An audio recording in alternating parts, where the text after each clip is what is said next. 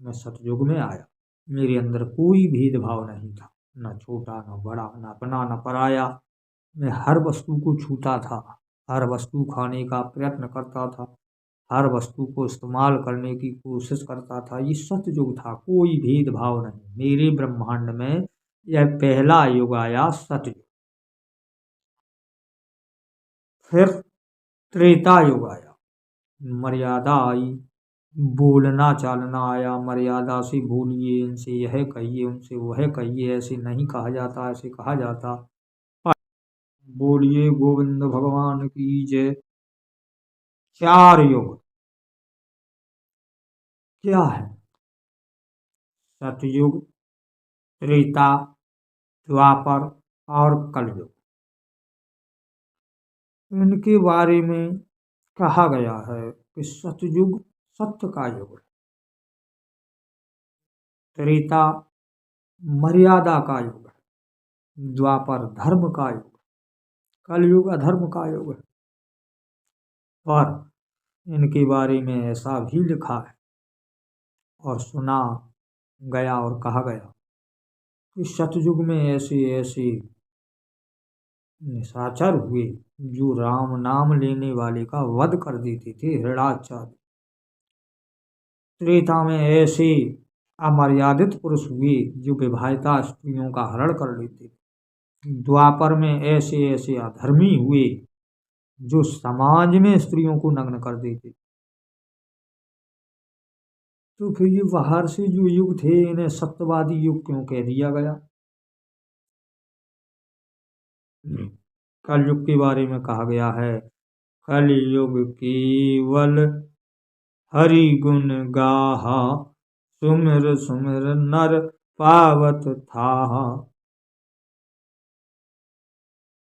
तो यह भी कहा गया है कि कलयुग समयुग अन्न नहीं, जो नर कर विश्वास। कलयुग के समान और कोई युग नहीं, ऐसा भी कहा गया है। और यह भी कहा गया कि ये युग अत्यंत श्रेष्ठ थे। और ये बाहर से देखे जा रहे, ये चारों युग अंतर्मुखी होकर देखो, मुझ में ही घटते हैं। पहले सतयुग आता है, फिर त्रेता, फिर द्वापर, फिर कलयुग। तो जब मेरा जन्म हुआ, जब मेरा पिंड जन्मा, तो नारवेल से इसका जन्म हुआ। इसलिए सतयुग में पहला जन्म होता है ब्रह्मा का, जो नाल, कमल नाल से उत्पन्न होते हैं। तो मैं नाल से उत्पन्न हुआ, मेरा पिंड, यह सतयुग है, बालपन। मैं सतयुग में आया, मेरे अंदर कोई भेदभाव नहीं था, न छोटा न बड़ा, न अपना न पराया। मैं हर वस्तु को छूता था, हर वस्तु खाने का प्रयत्न करता था, हर वस्तु को इस्तेमाल करने की कोशिश करता था। ये सतयुग था, कोई भेदभाव नहीं। मेरे ब्रह्मांड में यह पहला युग आया, सतयुग। फिर त्रेता युग आया, मर्यादा आई, बोलना चालना आया। मर्यादा से बोलिए, इनसे यह कहिए, उनसे वह कहिए, ऐसे नहीं कहा जाता, ऐसे कहा जाता। पढ़ना लिखना, मर्यादित रहना, यह त्रेता युग आया। फिर द्वापर आया, धर्म कर्म से यज्ञ तपदान यानी कि शादी संबंध कार्य कृत करना, द्वापर आ गया मुझे। फिर ये ब्राह्म होकर कलयुग आया, अब मुझसे चला नहीं जाता, कुछ कार्य किया नहीं जाता, तो कलयुग आया। कलयुग केवल हरिगुण गाहा, सुमिर सुमिर नर पावत थाहा। व्रतपण में सिर्फ सुमरण किया जा सकता है, कार्य नहीं किया जा सकता। इसी को कलयुग कहते हैं। कुछ होगा ही नहीं, इसमें कुछ होता ही नहीं है कलयुग में। वृद्धपन पर कुछ नहीं होता, मात्र सुमरण के कुछ किया ही नहीं जा सकता। इसलिए कलयुग में कहा गया है, कलयुग केवल हरि गुण गाहा, सुमिर सुमिर नर पावत थाहा। कलयुग में सिर्फ हरि गुण गाया जा सकता है। आप गोविंद गुण गा सकते हैं कलयुग में, यानी कि वृद्धपन में आप केवल हरि स्मरण कर सकते हैं। यज्ञ तपदान की तीर्थ आदि नहीं कर सकते। त्रेता में द्वापर में किए जा सकते थे, यानी कि जवानी में ये सब किए जा सकते। पर कलयुग में नहीं। तो ये चारों युग मुझ में ही घटे, मेरे पिंड में ही घटे, लेकिन मैंने बहिर्मुखी युगों को ही बार बार समझा और जाना। बहिर्मुखी सब जड़बद्ध है, अंतर्मुखी चेतन होता है। जैसे कोई वस्तु है, बाहर पड़ी है, इस प्रकार जाने कोई लकड़ी पड़ी है, वो लकड़ी है अचेतन अवस्था में, और यदि उस लकड़ी को हवन कुंडी में लाया जाए जहाँ अग्नि प्रज्वलित है, तो वो लकड़ी प्रज्वलित हो जाती है। लेकिन वो जब अग्नि क्षेत्र में आई, अग्नि क्षेत्र से बाहर जड़बद्ध लकड़ी है, अग्नि क्षेत्र में आकर चेतन है, प्रज्वलित है। इसी प्रकार से खाने वाली वस्तुएं सब जड़बद्ध हैं, लेकिन जब खाई गई, शरीर क्षेत्र में आई, तो चैतन्य हो गई। उनसे खून बना, मस्या बना, हड्डी हड्डी बनी, वीर बना। जब वो चेतन क्षेत्र में आए, तो ऐसे ही यह युग जब बहिर्मुखी हैं, तो ये सब व्यर्थ हैं। जब ये अंतर्मुखी समझे गए, मुझ में ही घटते हैं अपने अपने क्रम के अनुसार, तो ये चैतन्य हुए। और जब यह चैतन्य हुए, तब मेरे काम के हैं। जब तक यह मेरे क्षेत्र में नहीं आए, तो मेरे काम के नहीं हैं।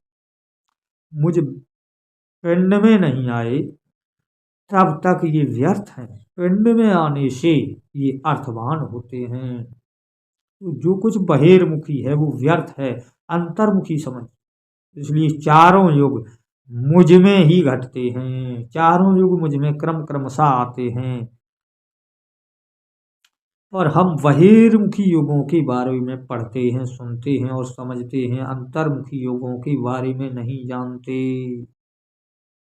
इसीलिए हम व्यर्थ ही अपने जीवन को खो बैठते हैं। ये सब अंतर्मुखी हैं, बाहर से सब जड़ है और अंदर से सब चैतन्य रूप। इसे अच्छी तरीके से जानने की कोशिश कीजिए कि वो कैसा सतयुग जिसमें हरि नाम न लेने दिया जाए, वो कैसा त्रेता जिसमें पर नारी हरण हो, वो कैसा द्वापर जिसमें स्त्रियां नग्न की जाएं। ये कैसे तीनों युग धार्मिक हुए, इनमें तो घोर अन्याय है। पर वास्तव में यह युग खुद में ही घटते, खुद में ही घटते। वो जो चारों युगों को अपने में घटना देख लेता है, वो त्रेता में भी था, द्वापर में भी था, सतयुग में भी था, कलयुग में भी है। मैं ही सतयुग में था, मैं ही बालक था, मैं ही त्रेता में था, मैं ही द्वापर में था, जवान था, और मैं ही कलयुग में हूँ, वृद्ध हूँ। ये सब मेरे शरीर के धर्म हैं, क्योंकि पिंड के धर्म हैं चारों युग। और मेरा धर्म एक है, मैं मात्र था,